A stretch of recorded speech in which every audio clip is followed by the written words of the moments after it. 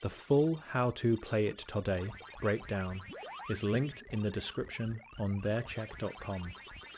And for Miss Pac-Man, the practical answer is sharper than you might expect. Yes, this is still worth playing, but only if you buy the actual standalone version.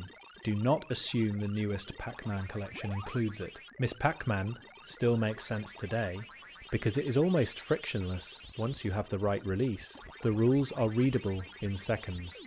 Move through the maze, avoid the ghosts, use power pellets carefully, chase fruit when it makes sense, and try not to get greedy. That is the whole pitch, and it still works because the game does not ask you to learn a control scheme, follow a story, or tolerate a long ramp up.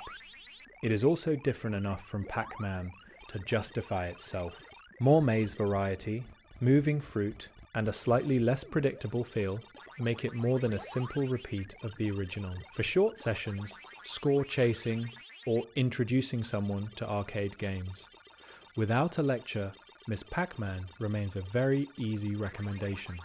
The caveat is product confusion. The game itself is simple. Finding the correct modern product is the part that can trip people up. If you buy a current Pac-Man compilation expecting Ms. Pac-Man, you may be disappointed. PAC-MAN MUSEUM Plus is a current official collection, but its official game list does not include Ms. Pac-Man. That is the key warning. So who should play it? Anyone who wants a clean, fast, skill-based arcade game that still feels immediate. Who should skip it? Anyone looking for a modernized package with lots of extras, progression systems, training tools, or a broad museum-style release. The recommended version is straightforward, but it is also bare by design.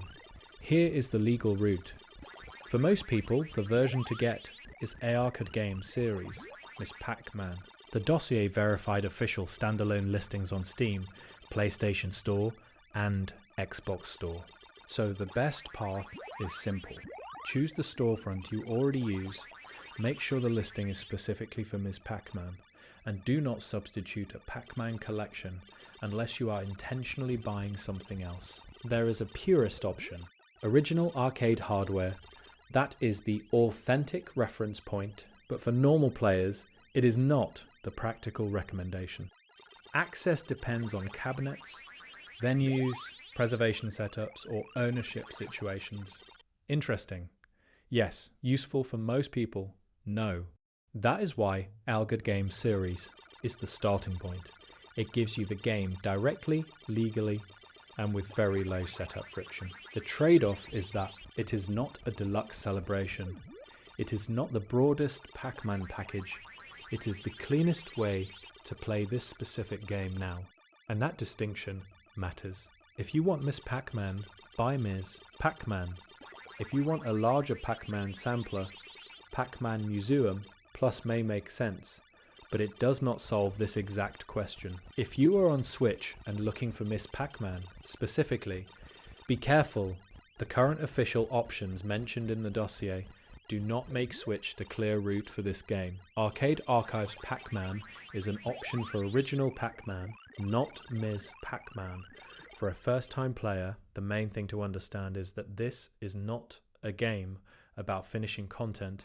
It is a score chase arcade game. The fun is in reading the maze faster, using power pellets with intention, learning when to risk a fruit pickup, and recognizing when a route is about to collapse. Do not start by chasing perfection. Start by surviving. Learn how the tunnels buy time. Learn when a power pellet is a rescue tool, and when it is a scoring tool. Learn to look ahead instead of staring at Miss Bajor, Pac-Man herself. That single adjustment changes the game from panic to decision making, so the verdict is clean. Miss Pac-Man is still recommended, especially for players who want a direct arcade game that wastes no time. Just buy the standalone Arcade Game Series, release where available, and do not assume every modern Pac-Man product includes it. The game is simple. The storefront choice is the trap.